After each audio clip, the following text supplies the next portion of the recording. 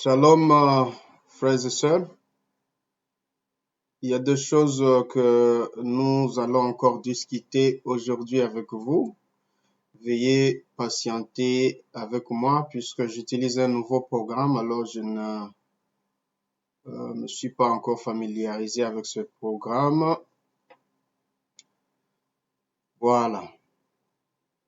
Il y a des gens qui se demandent pourquoi des choses se sont passées, pourquoi les choses se passent ainsi. Ils se disent non, il faut d'abord les changements, il faut ça et ça. Bon, je comprends, je vous comprends parfaitement.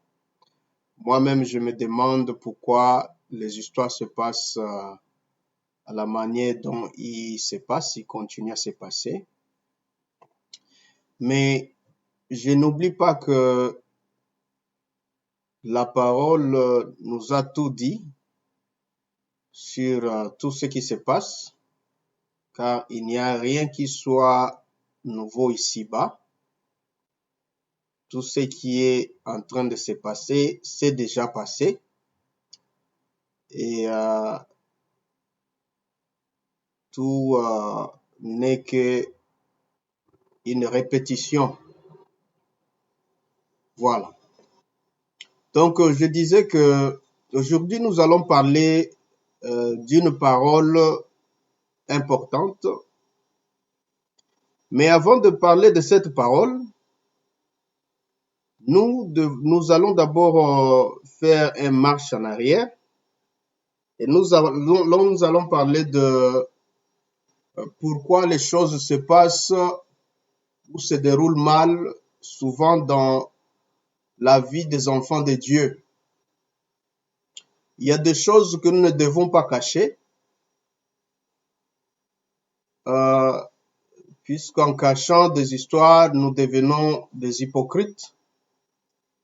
En cachant des histoires, nous n'allons pas continuer bien avec le Seigneur, mais aussi avec les enfants de Dieu. Nous allons avoir l'apparence d'un saint ou des saints. Surtout, je parle des enfants, de serviteurs de Dieu, alors que personne sur la terre n'est saint. Nous tous, nous sommes fautifs. Nous avons fait quelque chose de mal quelque part dans nos vies. Et ce qui est très important, c'est que nous puissions trouver quand même la force de continuer. Nous trouvons quand même la force de demander pardon à Dieu, de demander pardon à qui nous avons fait mal et de continuer. Le Seigneur n'enlève pas le ministère à un serviteur de Dieu puisqu'il a commis un péché quelconque. Comme je vous disais, c'est juste une répétition de l'histoire, une répétition des choses qui se passent dans la vie des serviteurs de Dieu et des croyants. Et pourquoi ça se passe? C'est puisque le Seigneur seul est souverain. C'est le Seigneur seul qui est saint. Il veut nous montrer, surtout aux serviteurs de Dieu, il veut nous montrer que nous sommes rien, que nous sommes inutiles. Il veut nous rabaisser jusqu'à ce que nous allons nous mettre à genoux et dire, Seigneur, pardon, j'ai fait une faute quelque part. Ici, je suis dans le livre de de 2 Samuel. Après avoir commis les péchés qu'il avait commis, je parle de notre cher frère, le prophète David. Après avoir commis les péchés qu'il avait commis, en 2 Samuel, au chapitre 24, la parole nous dit, chapitre 24 au verset 10.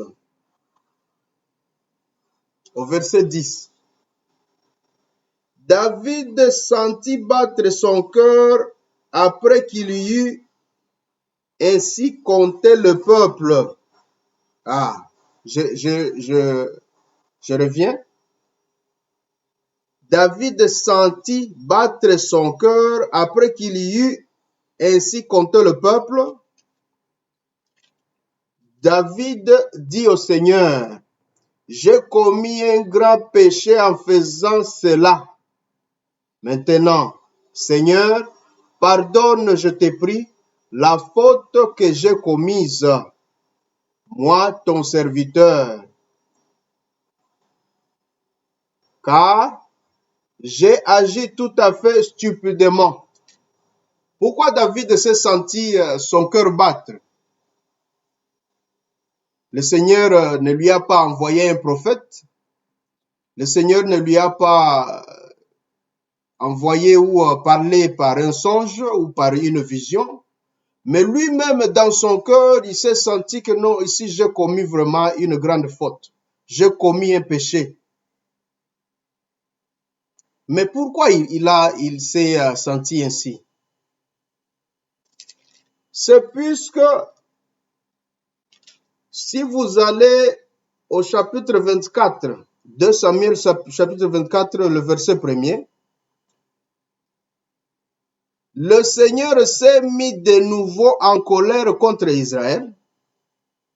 Il incita David à leur faire du tort en disant, va, dénombre Israël et Juda. Ah, voilà la faute que David avait commise encore. Il va faire ou donner l'ordre de dénombrer Israël et Juda. Et la parole nous dit que c'est le Seigneur qui incita David à commettre cette faute. C'était une grande faute, c'était un péché devant le Seigneur qu'un roi puisse donner l'ordre de dénombrer Israël et Juda. Alors après, David est parti le faire, il a donné ordre de dénombrer Israël, donc de faire le recensement. Il a donné ordre de parcourir tout le pays, de trouver le nombre de soldats, le nombre de mâles. On lui a envoyé ou amené le rapport. Mais par après, il s'est senti humilié. Il s'est senti très mal dans son cœur. Pourquoi? Puisque il a su qu'il avait commis une faute. Mais remarquez que c'est le Seigneur qui l'a incité à le faire. Donc ici, je voulais juste vous montrer que c'est le Seigneur qui fait tout dans la vie de ses serviteurs. Pourquoi il le fait?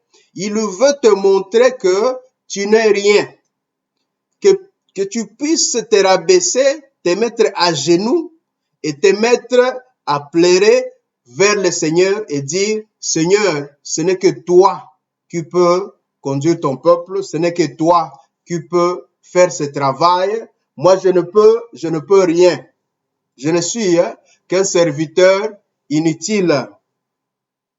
Voilà pourquoi quand vous voyez un serviteur de Dieu commettre une faute, ça peut vous choquer, ça peut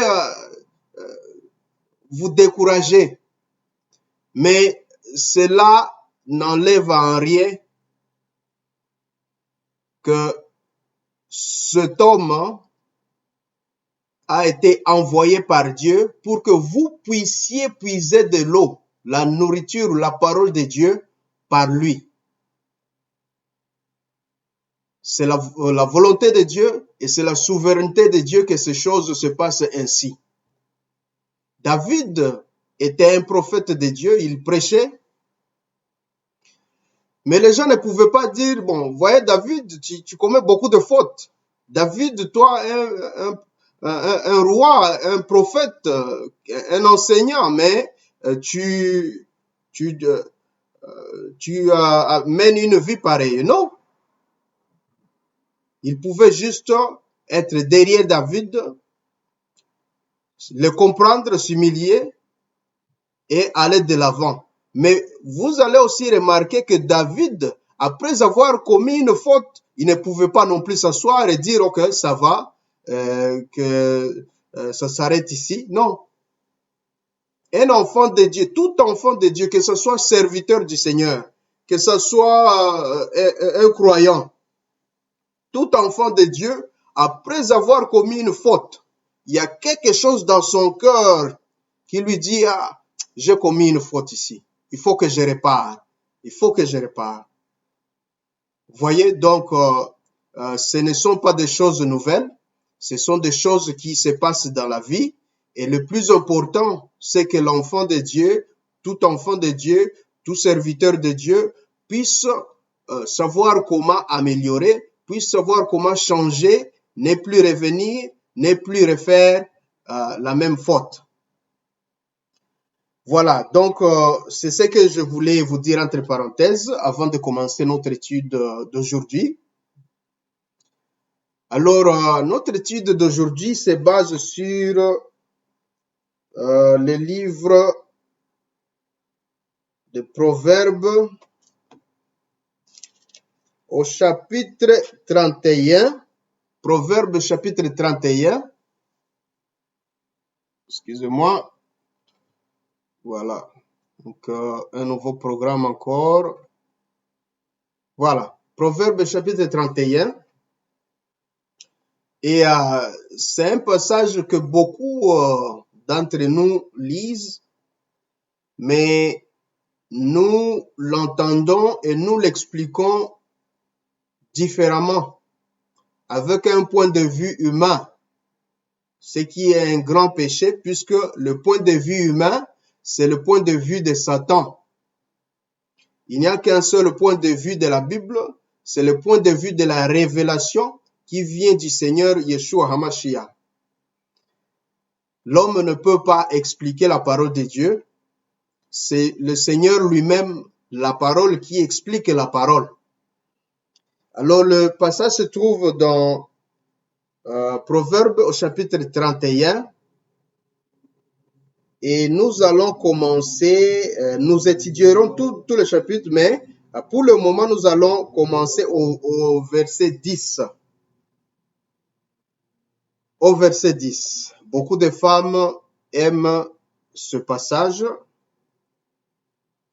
Ceux qui croient et ceux qui ne croient pas. Et ça m'étonne beaucoup que la compréhension est erronée. Alors nous devons corriger l'erreur aujourd'hui. On a quelques minutes, mais Elohim voulant, ce temps imparti nous sera servi. Voilà. Proverbe chapitre 31, verset 10. Je lis. Qui trouvera une femme de valeur? Son prix dépasse de loin celui de Coro. Le cœur de son mari a confiance en elle et le bénéfice ne manque pas.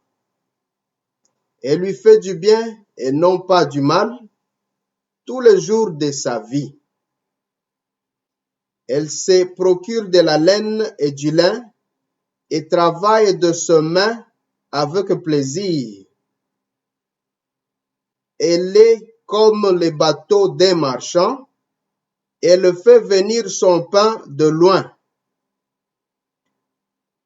Elle se lève lorsqu'il fait encore nuit.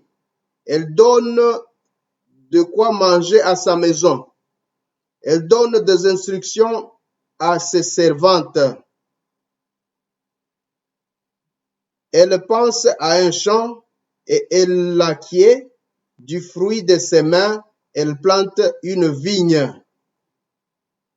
Voilà, je veux m'arrêter là-bas. C'est le verset 16, là où je me suis arrêté. Par la grâce du Seigneur, nous allons utiliser les Écritures pour expliquer ce que nous venons de lire. Et que le Seigneur bénisse la lecture de sa parole.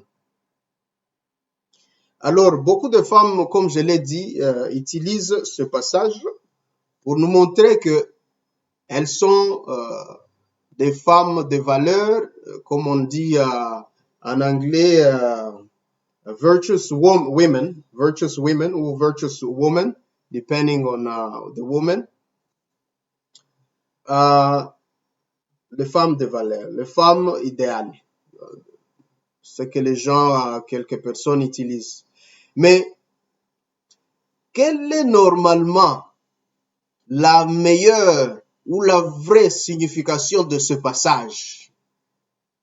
Vous allez remarquer que je vous ai dit la fois passée, la parole de Dieu est spirituelle.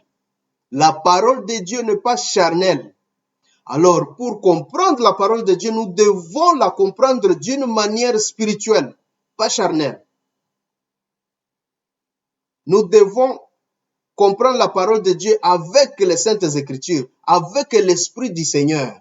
Puisque si nous nous appliquons à appliquer la parole de Dieu d'une manière charnelle, bien sûr, nous allons aller en dehors de ce que l'Esprit veut nous communiquer. Voilà. Pour comprendre tout ce que je viens de lire, Proverbe 31, verset 10 à 16, nous devons commencer par le début. Et au début, je ne veux pas lire, mais au début, vous voyez que il y a une mère qui est en train d'instruire son fils, et son fils, c'est un roi. Vous voyez? Alors, dans d'autres versions des Écritures, on nous montre que c'est une prophétie. Dans cette Bible, on n'a pas mentionné, mais dans d'autres Bibles, on nous montre que c'est une prophétie. Et toute parole de Dieu, c'est une prophétie. Toute parole de Dieu, ce n'est pas quelque chose qu'on doit comprendre d'une manière charnelle ou avec notre intelligence. Alors, cette parole qui se trouve dans Proverbe chapitre 31, c'est une prophétie concernant une femme. Ce n'est pas que cette mère était en train de dire à son fils que non, il y a une femme telle et telle, si tu trouves une femme comme ça, alors là, tu seras béni. Non, ça c'est une compréhension charnelle. Maintenant, pour comprendre ce passage, nous devons l'expliquer par les Saintes Écritures. Et par les Saintes Écritures, nous trouvons que cette femme, nous allons bien la comprendre à la fin de ce chapitre, quand nous allons arriver à la fin, ça sera peut-être demain ou un autre jour. Mais nous voyons que cette femme des valeurs, au verset 10, son prix dépasse de loin celui des coureaux. Voilà, les coureaux. Les coureaux sont des objets de valeur. Ça peut être des diamants, ça peut être, comment on appelle en anglais,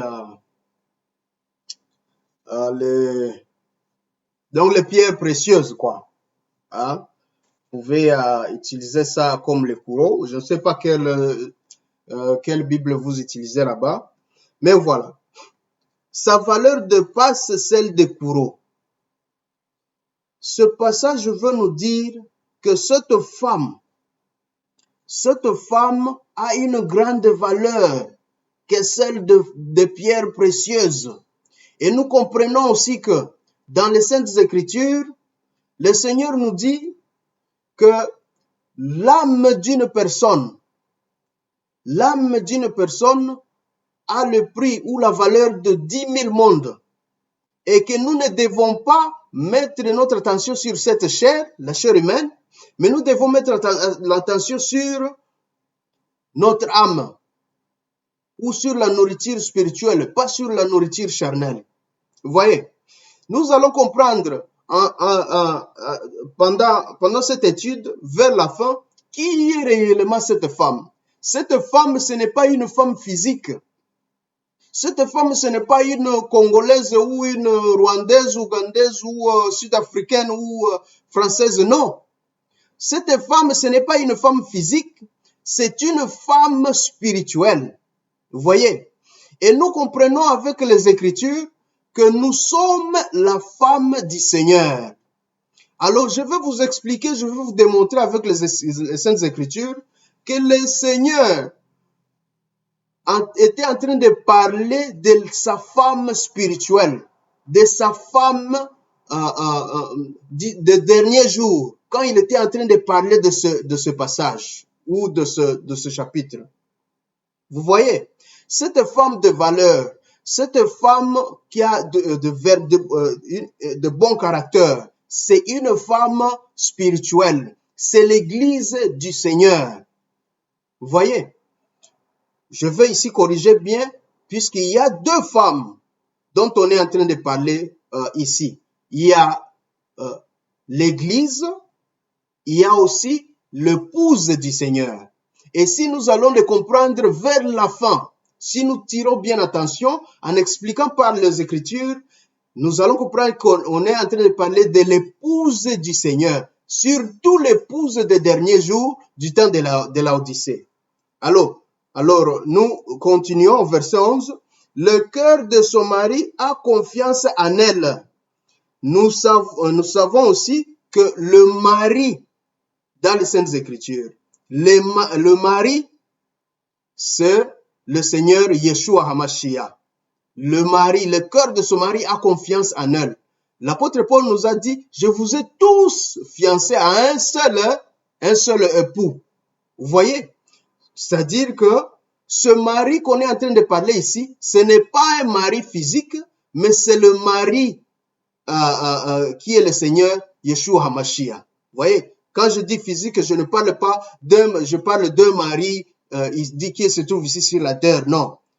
Donc, ces Écritures, nous sommes en train de parler, ici, le Seigneur est en train de nous parler d'un mari qui est le Seigneur Yeshua HaMashiach avec son épouse qui est l'ensemble des membres de l'Église qui sont ici sur la terre.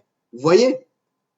Donc, le cœur de son mari a confiance en elle. Au verset 12, on dit, elle lui fait du bien et non pas du mal tous les jours de sa vie. Donc, tous les jours de notre vie, nous devons faire du bien au Seigneur Yeshua HaMashiach.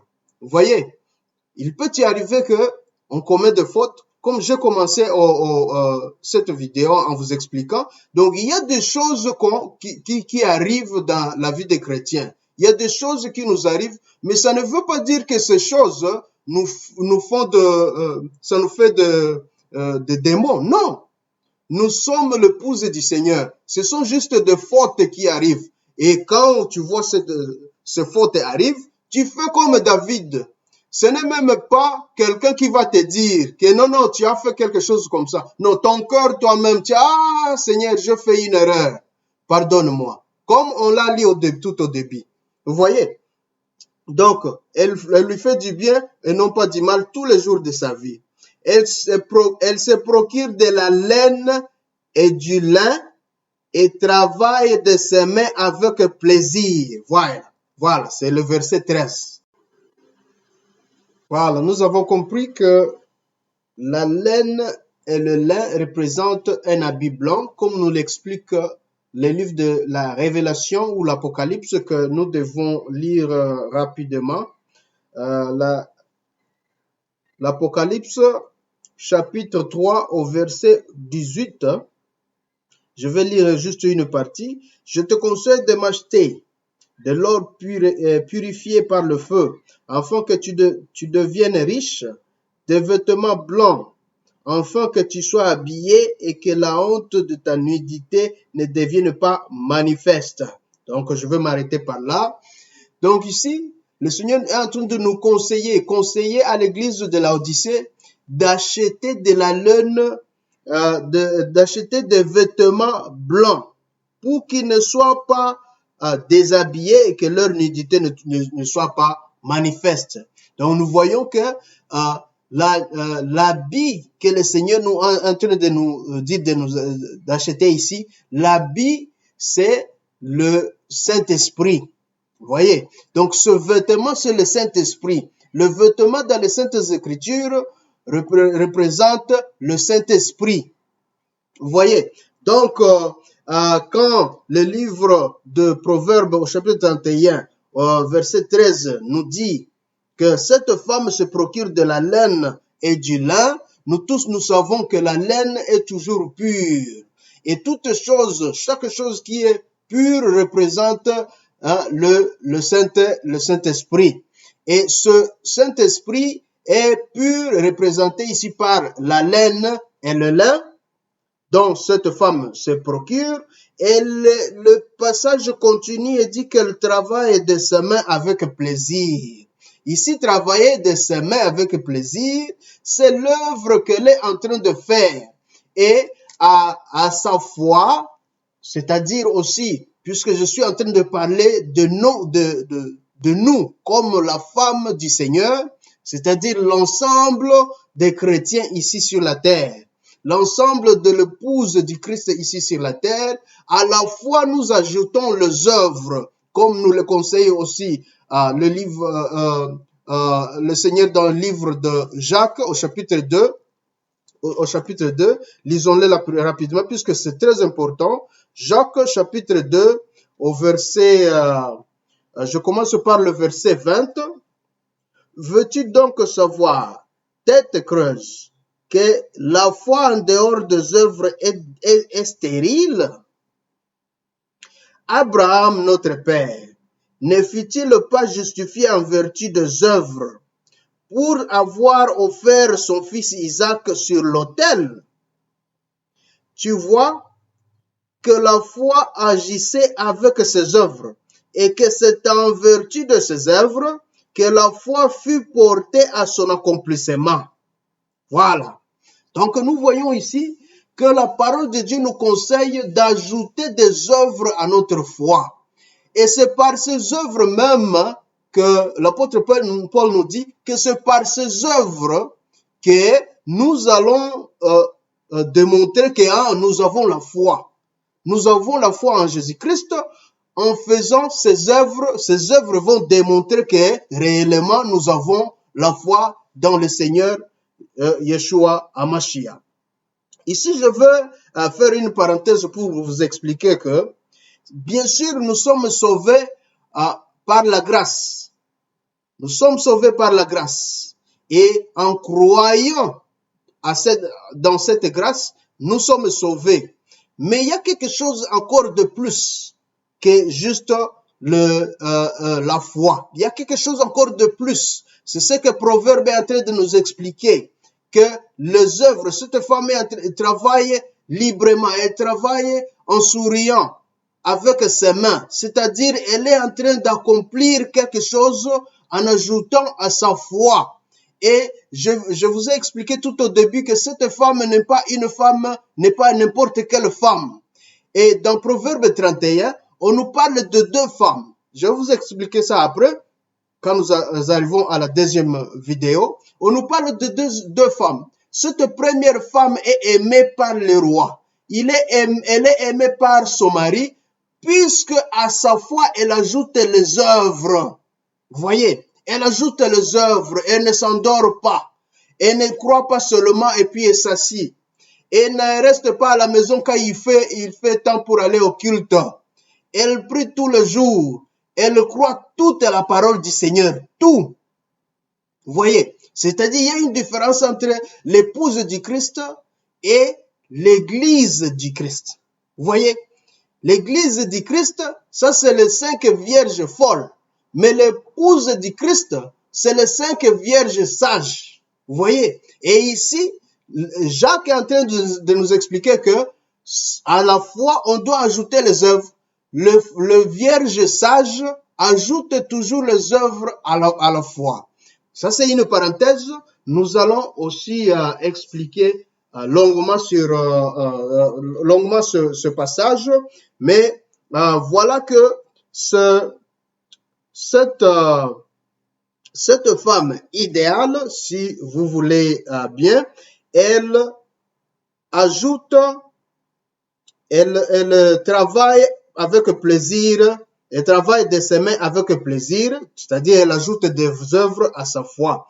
Verset 14, elle est comme le bateau d'un marchand. Voilà. Elle est comme le bateau d'un marchand. Elle fait venir son pain de loin. Le bateau d'un marchand vient toujours de loin, car les marchands sont des gens qui font le commerce entre pays ou entre villes qui sont éloignées. Les gens qui habitent dans des pays, dans des villes côtières comprennent beaucoup ce que je suis en train de dire. Quand vous voyez sur le fleuve ou sur le lac, le bateau est en train de venir, il vient de loin. Vous voyez? Donc, cette femme est comparée à un bateau lointain. Hein? C'est le bateau d'un marchand, puisqu'elle vient de loin. Cette femme vient de loin. L'épouse du Seigneur, l'épouse du Christ vient de loin. Elle n'est pas de cette terre. Vous voyez? Elle n'est pas de cette terre. Elle vient de loin. Et quelqu'un qui est déjà spirituel est en train de comprendre que je suis en train de parler du ciel. Cette femme est céleste. C'est de là où elle est venue. Et c'est de là où elle est en train aussi encore de partir. Vous voyez? Donc, cette femme vient de loin et comparée à un bateau d'un marchand. Elle fait venir son pain de loin. Voilà. Même la suite explique ce que le bateau d'un marchand. Donc, le pain vient de loin. Notre pain vient du ciel. Le pain ici, c'est la parole de Dieu. Ça nous vient du ciel. Ça nous vient d'un pays lointain. Mais, il faut aussi comprendre que ce pain, c'est quelque chose que nous mangeons alors que nous sommes ici sur la terre. Nous mangeons ce pain alors que nous mangeons la parole de Dieu alors que nous sommes encore ici sur la terre.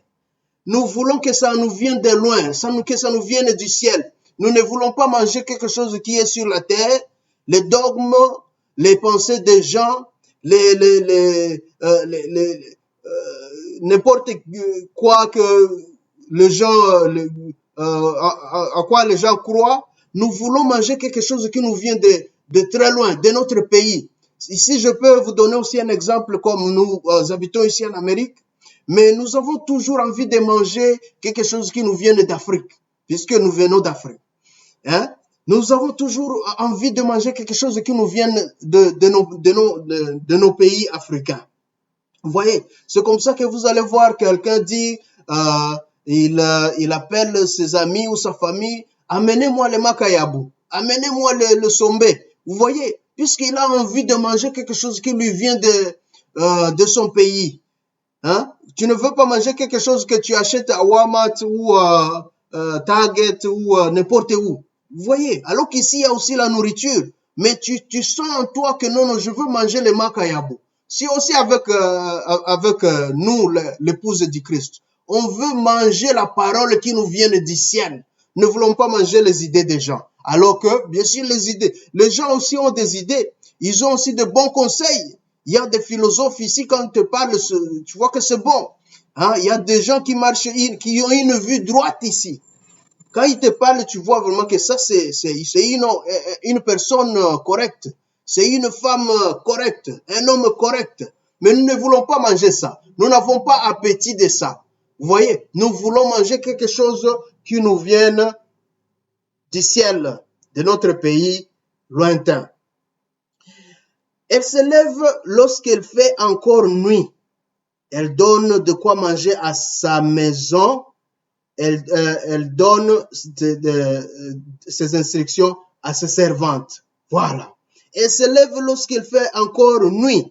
Donc, quand cette femme, quand il y a des troubles, il y a encore des troubles ici sur la terre, quand il y a encore de persécutions, vous voyez, quand il y a encore des problèmes, cette femme, elle est toujours debout, elle s'élève. Vous voyez, cette femme ne s'endort pas.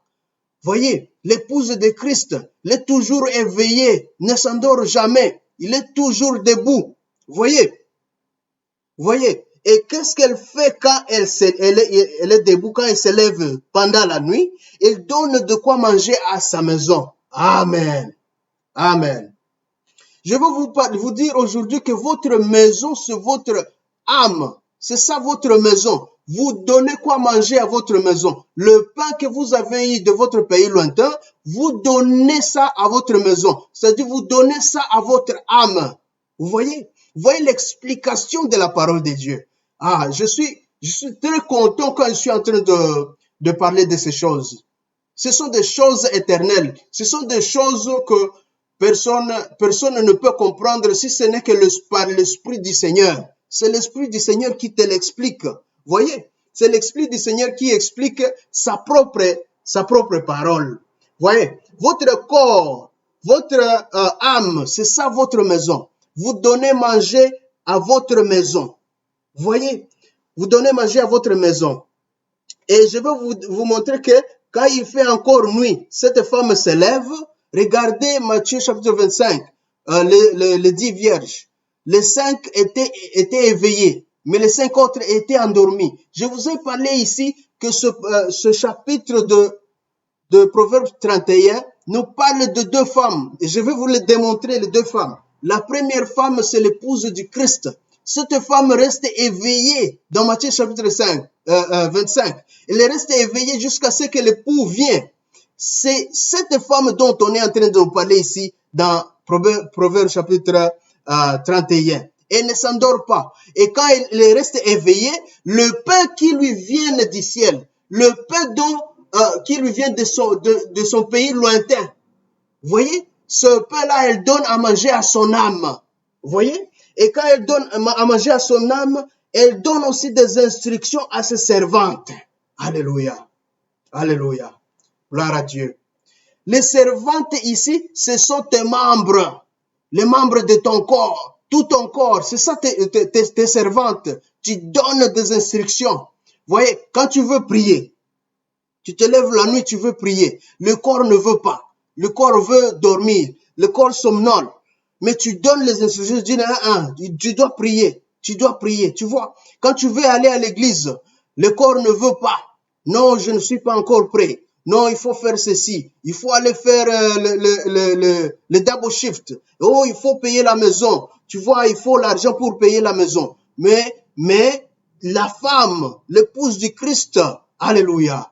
L'épouse du Christ donne les instructions à ce corps. Dit non, va te laver, va à l'église. Va à l'église. Il faut y aller. Tu dois en train de donner les instructions à tes servantes qui sont tes membres, les membres de ton corps. Voyez? Donc, le verset suivant, elle pense à un champ et elle l'acquiert du fruit de ses mains. Voilà. Elle pense à un champ. Elle acquiert du fruit de ses mains. Elle plante une vigne. Voilà. Le champ ici, c'est la personne qui n'est pas encore sauvée. La personne qui ne connaît pas le Seigneur Yeshua HaMashiach. Tout chrétien a la responsabilité de penser à cette personne. Ça peut être ta parenté. Ça peut être ton voisin, ou n'importe qui que tu rencontres sur la route. Tu vois, tu dois penser à cette personne et tu dois acquérir cette personne. Pas seulement penser à cette personne. Ouais, faire tout pour acquérir cette personne, amener cette personne. Vous voyez, c'est ça l'acquérir. Hein? Vous voyez, et du fruit de tes mains, tu dois planter une vigne. Tu plantes la vigne dans le champ que tu as acquis. Alléluia. Oui, gloire au nom du Seigneur. Vous voyez, tu plantes la vigne, c'est-à-dire le royaume de Dieu, puisque c'est de la responsabilité de chaque chrétien, pas seulement le prédicateur ou le pasteur de prêcher, c'est la responsabilité de tout chrétien. Quand tu vois une personne qui n'a pas encore cru, qui ne connaît pas le Seigneur, tes parents, tes frères, n'importe qui, les voisins, les gens de la route, tu dois les acquérir et planter la vigne en eux. Alléluia. Alléluia. Tu plantes la vigne en eux, c'est-à-dire que tu plantes le royaume de Dieu. La vigne, c'est le royaume de Dieu. Comme vous le savez dans Marc chapitre 12, on nous parle de la vigne, aussi le royaume de Dieu qui représente Christ. Vous voyez? Donc tu plantes Christ dans ces champs que tu as acquis. Vous voyez? Donc, c'est ça la signification de ce verset 12. Et nous continuons au verset 17. Vous allez lire Marc chapitre 12. Ok. Maintenant au verset 17. La vigne représente le royaume de Dieu. La vigne représente le royaume de Dieu dans le livre de Marc au chapitre 16, chapitre 12. Au Marc au chapitre 12, vous pouvez aussi lire à la maison. Au Marc au chapitre 12, on nous montre que cette vigne représente le royaume de Dieu qui a été donné à un autre peuple, car le peuple à qui elle a été destinée l'avait rejeté. Voilà. Donc vous allez lire Marc chapitre 12. Cette vigne représente le royaume de Dieu. Nous sommes au verset 16, c'est là où nous allons nous arrêter et puis nous allons enregistrer une autre vidéo ici, pour la deuxième vidéo. Donc, au verset 16, elle pense, verset 17 plutôt, elle s'insérant de force, elle affermit ses bras. Voilà. Elle se serra de force. Et pour comprendre ce passage, nous allons voir que la parole nous demande, nous, l'épouse du Christ, puisque c'est de nous qu'on est en train de parler ici, c'est de l'épouse du Christ qu'on est en train de parler ici, elle se serra de force. Allons dans le livre d'Éphésiens chapitre 6, Éphésiens chapitre 6, et nous allons lire le verset. Je me souviens, le pasteur Jacques Mbi nous a beaucoup expliqué le chapitre 6 des Éphésiens. Et on va lire, excusez-moi un peu, ça doit être le 14e verset. Éphésiens 6, 14. Oui, tenez bon, craignez, saignez vos reins de vérité et revêtez la cuirasse de la justice. Voilà.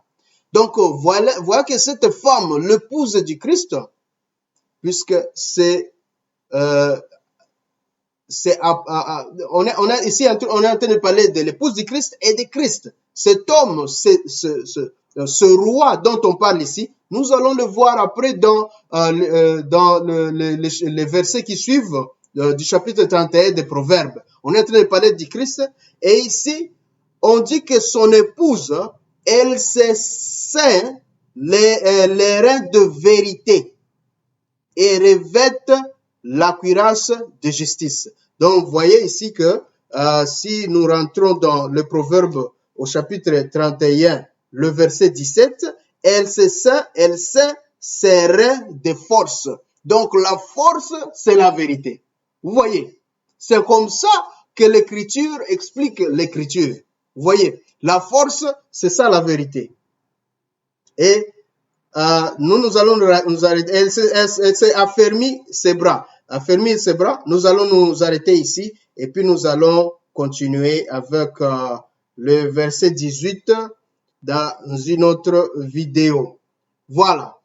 Je vous remercie beaucoup, mais nous comprenons ici, dans la première partie de cet enseignement, que cette femme, ce n'est pas une femme physique, ce n'est pas une femme que vous voyez n'importe où, une femme qui porte les pantalons et qui s'appelle une femme idéale de Proverbe 31, Proverbe 31. Ce n'est pas une femme que vous voyez n'importe où, qui ne croit même pas à la parole de Dieu, et puis elle s'appelle, je suis Proverbe 31. Cette parole, c'est une parole spirituelle. Comme nous dit l'apôtre Paul, que la loi est spirituelle. Cette parole, c'est une parole spirituelle et nous devons la comprendre par l'esprit. Cette parole ne s'applique pas à une femme physique. Non. Cette parole s'applique à la femme spirituelle de l'époux qui est le Seigneur Jésus-Christ. Vous voyez? Donc, je vous invite à suivre la deuxième partie que nous allons enregistrer dans les minutes qui suivent, Elohim voulant. Merci beaucoup d'avoir suivi et que le Seigneur vous bénisse.